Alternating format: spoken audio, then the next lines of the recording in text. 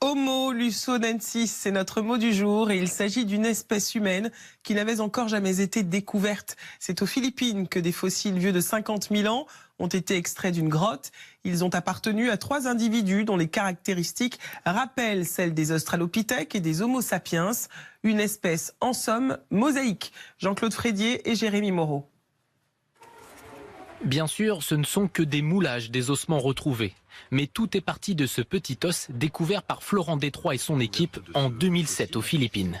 Ce fossile, c'est un os du pied qui correspond ici sur un pied d'Homo sapiens. Cet os de pied, un métatarsien, pourrait donc faire penser à un squelette d'Homo sapiens, dont nous faisons partie, espèce apparue pour la première fois il y a 300 000 ans. Mais il y a quand même des différences. Florent Détroit et son équipe retournent donc dans la grotte de Calao pour reprendre leurs fouilles. Là, ils mettent la main sur un fémur, des phalanges et des dents. Des prémolaires qui, après analyse, possèdent 3 racines, comme l'Australopithèque, apparu il y a 4 millions d'années. Or, tous les fossiles retrouvés sont âgés de 67 à 50 000 ans.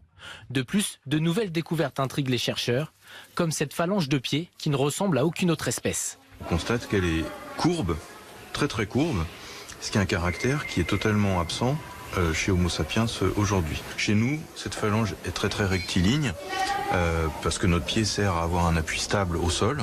Résumons, les scientifiques ont en leur possession des restes présentant soit des caractéristiques archaïques, soit tout à fait nouvelles. Conclusion, il s'agit là d'une nouvelle espèce, l'Homo lusonensis. On est en train de découvrir tout un monde et toute une quantité d'espèces humaines qui, pour la plupart, étaient contemporaines de notre propre espèce Homo sapiens.